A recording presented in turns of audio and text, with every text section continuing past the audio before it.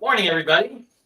This is John Spiokla from GAI Insights. Lovely to have you here for our morning news briefing. Today, we have a lot of articles, some on agents, some on Microsoft's new Copilot, and a new NVIDIA open model, running on a PC that looks pretty interesting. So I just want to say that this news briefing is sponsored by CustomGPT. Their URL is customgpt.ai. It's a wonderful company that enables you for very low cost and incredible ease to set up your own custom chatbot. So thank you, CustomGPT, for your sponsorship. And today, Luda is going to lead us in our discussions. Luda, take it away. Well, actually, it's Tanya that will. Oh, sorry, Tanya. Excuse me. Yeah, no problem at all. Right on that, Tanya. Good morning, everyone, and happy Valentine's, as we were just sharing with each other right before the call. It's a great way of starting our day with good friends and some great conversations. Like John said, we have about, I think, 8 articles. 2 of them we're going to combine and discuss them. We're going to be covering topics on Microsoft. There's a couple of topics on the telecom industry as well as fashion industry. And we will also be covering some new developments in ChatGPT, always a hot topic, and security there, some agents, and NVIDIA. So let's get started and see if we can keep this to our 20-minute target. Go ahead, Ankash, if we can start with the Microsoft. Sure, thanks, Tanya. So the first one that we have today is from Microsoft. So Microsoft's AI bot, that is Copilot. The article says that it's worth considering if the Copilot is worth the money that Microsoft is asking for it. Great, thank you. And Adam, would you like to kick us off? Adam and John? Yeah, sure. I'd love to. Thanks. Good morning, good evening, everyone. I would personally consider this article optional. I would not encourage someone to take the time to read it. I copy pasted it into ChatGPT and just asked it to summarize the key points. I'd recommend doing something like that. But it's quite a read and doesn't cover too much deeper as I experienced, other than really what's in the headline there, which is that the early adopters are wondering if it's worth the money, which is important to know in itself, but I'd consider this article itself optional. Thank you, Adam. Yeah, actually, I would argue the other side, I'd say it's essential. And the reason I think it's essential is that, this is the market leader, Microsoft, in the Wall Street Journal. And I think how their product is received, the people think it's worth it and so forth, I think it's going to influence the adoption of this technology over the next 12 to 18 months, and certainly in enterprises. They're going to, because anybody who doesn't want to spend the money is going to say, hey, look, it's not worth it, and here's why. Look at this Wall Street Journal article. So I think it's essential. I think also it's interesting. It looks like the problems are in Excel and PowerPoint. That the people are like, is it really worth $30 a month? And some of the quotes are pretty damning. I mean, if you read through it and so forth. So I would say it's essential reading. AI leader needs to know where the market leader is in terms of corporations saying it's worth it. Right. So maybe I will cut the right in the middle and say maybe market is important. It is just a personal assistant, right? It's not. It will influence the thinking about whether it's worth adopting for the inside of the enterprise, but for the general application of generative AI, this shouldn't make that much difference. This is, I consider this growing pains. Microsoft certainly pushed it into the market maybe a little early, and as the article says, it's working for teams and very useful. It's not necessarily working very well for certain other places, but it is going to get all fixed, and probably very quickly. So it's important to know, but again, article is not necessarily the main read. So let's mark it important from in my book. Mm-hmm. All right, so we got optional, essential, and important. So let's go with the middle. And I agree with John. I mean, I do think that Microsoft being the leader is probably good for our executives to know what's going on. It is kind of a lengthy article. I'm just thinking of our clients. I mean, any one of our clients know what's going to happen today. they're gonna be walking down the hall and somebody who doesn't like, spending money on this stuff is gonna say, hey, Mark, one of our clients is Mark. Hey, Mark, see the Wall Street Journal thing says this stuff's all baloney. That's gonna happen today, I predict. Yeah. Anyway. Well, I mean, you've definitely talked me up off the bottom shelf. I'm very happy with important after hearing the considerations. Fine. Well, I go ahead and get to essential. And there's a question in the chat that says, did Google plant the Wall Street Journal article about Microsoft? Good question. No, we need to be, as a voice here, we need to be careful. Yeah, it has value as a leader, but is it that important? And we know any product has growing pains. Yeah, but I'm not talking about the product thing. I'm talking about the politics of raising money and running a budget inside a large enterprise. That's where it's essential, not on the product. I agree with you on the product dimension, but you got to know about this. That if you're looking for money from other people and you're in a company, you need to know this, I think. Anyway, yeah. I hear it. Tanya? All right. We're going to call it an IE. Okay. All right, let's go on with the second article, Ankash, please. And I think this is the one on Cohere and the multiple languages.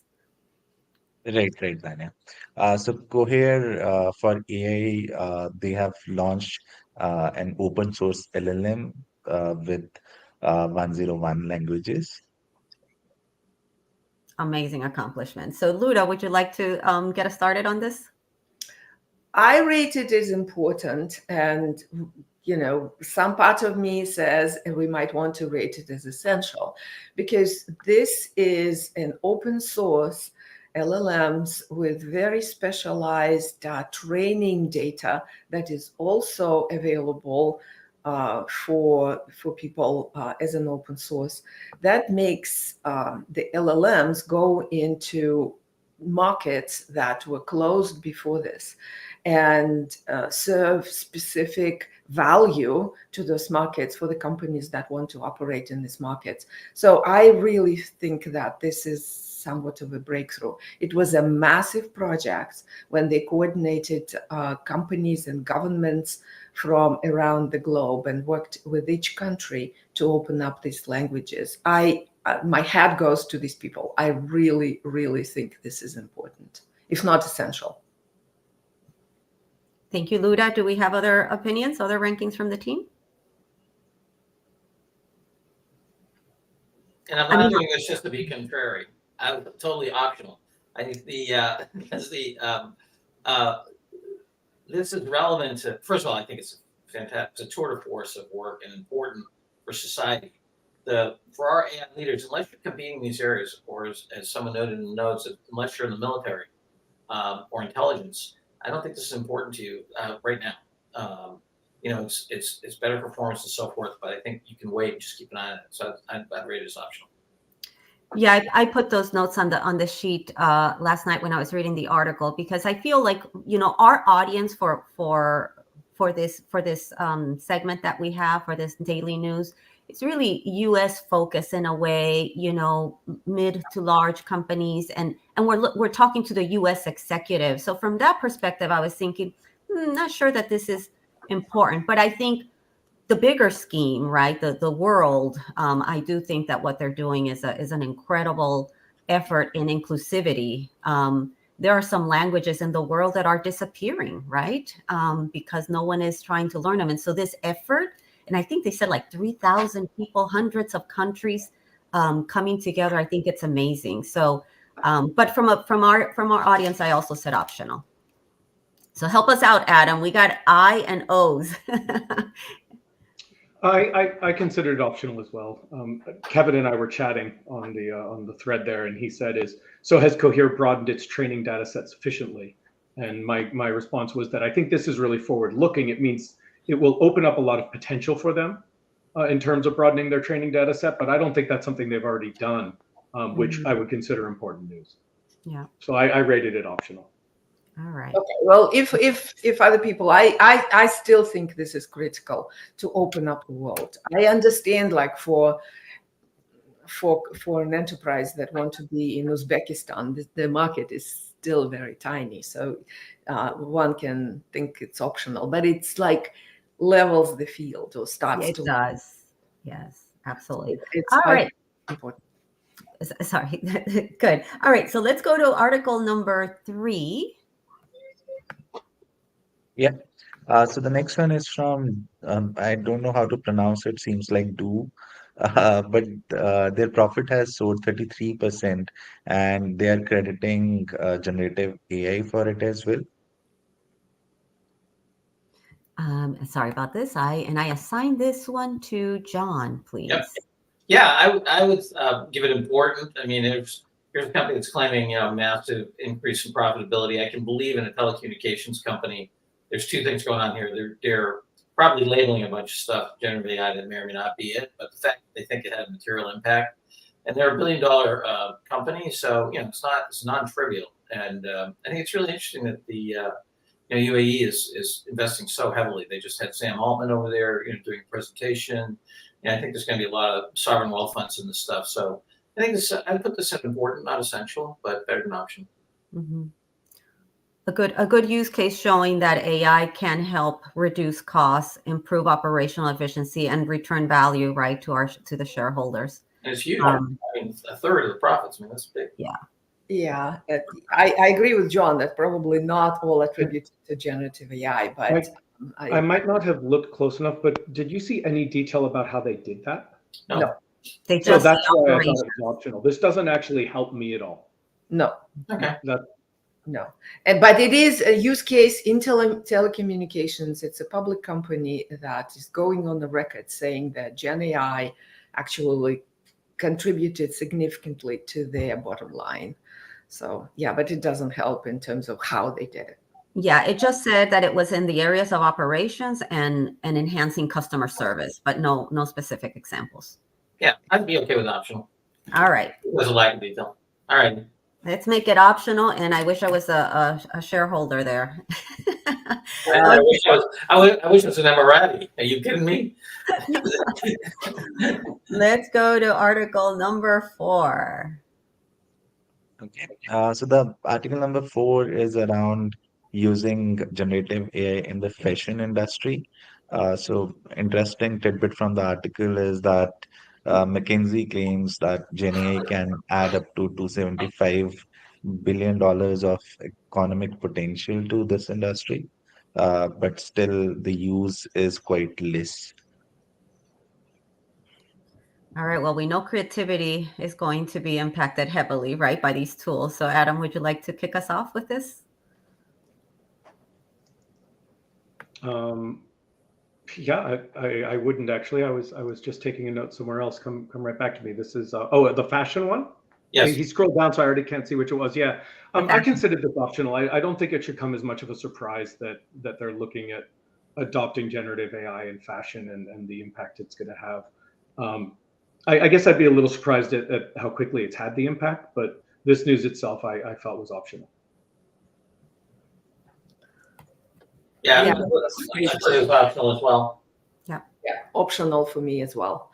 And also, it's a very I can't recommend executives reading this. It's very high level, does a lot of things that I think people already know. Yeah. Beautiful picture, though, at the very Yeah. start. Totally. Amazing, right? All created. Yeah. I want that jacket. Let's put a little bit of fame on me. All right, let's go to the next one. We got a lot of optionals today. Yeah. So the next one is from OpenAI and ChatGPT. So ChatGPT now has a memory functionality where you can ask it to remember things and also forget things. I assigned this one to myself, so I'll kick us off in this conversation. I like the article. I thought it was well written, but I love the idea of because it was just so clear, right? Some articles can be very convoluted, but I love these new features. Today, as we know, some of the prompts that people have put in have accidentally showed up on someone else's, someone else's screen.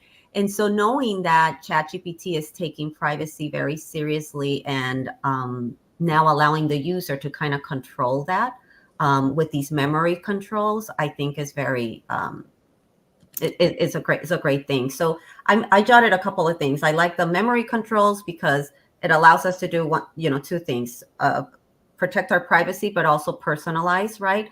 What we get to see, because now they have context, and you can have that context go from one conversation to another. So I thought that was cool. And then the other feature I liked was that temporary chat. So you have the option of turning completely off memory controls. You also I guess through this option of this temporary chat, meaning, anything I put in will disappear.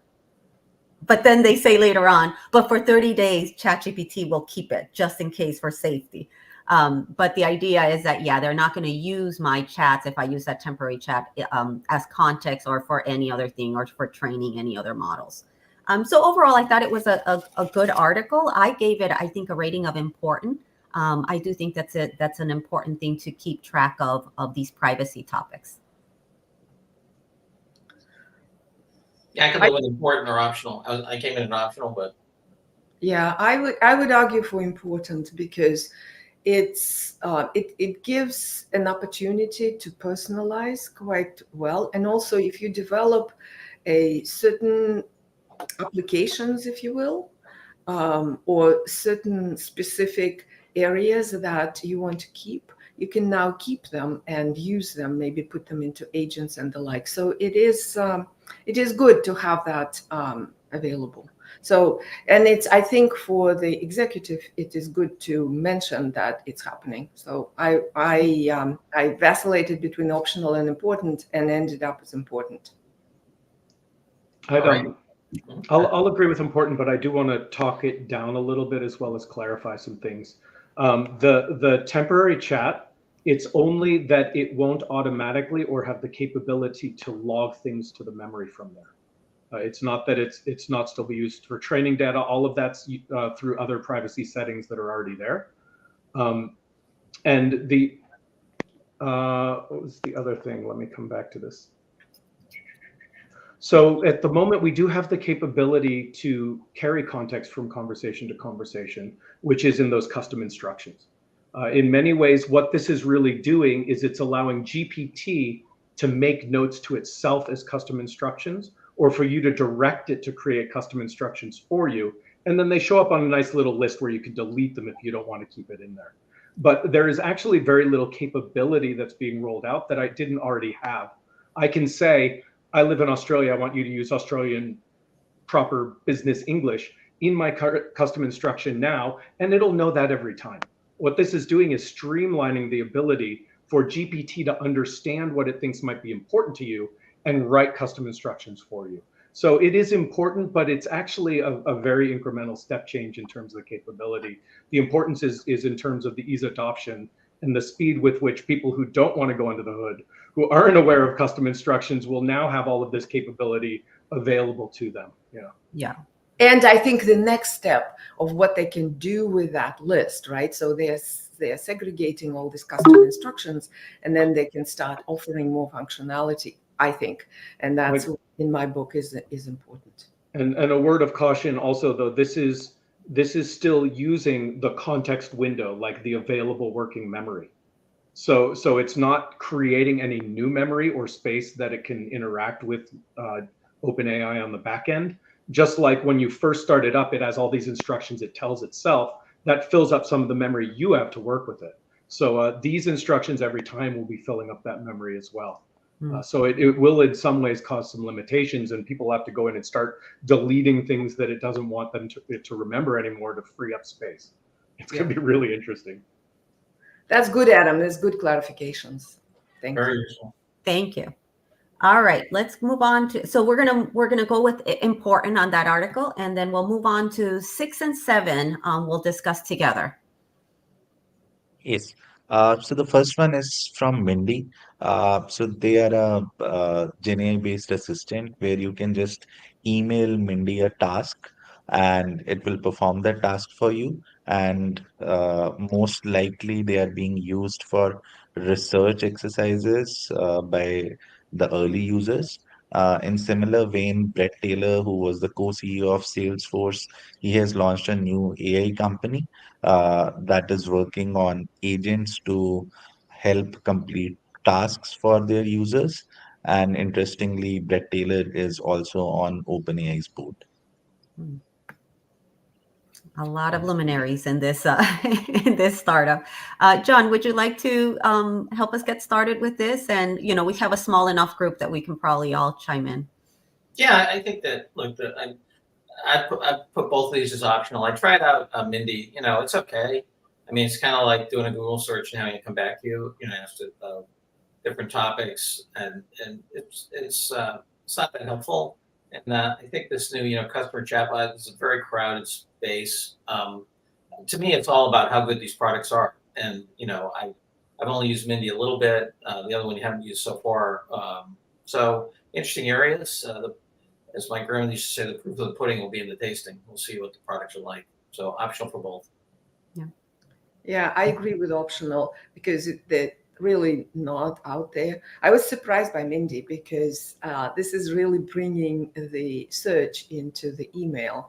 Not sure that will survive actually at all because and I by the article heading I got excited because I would really like somebody to manage my email, and I've been waiting for that for a long time, and so I was hoping that will actually do it, and then realize it's just research on topics, so Yeah.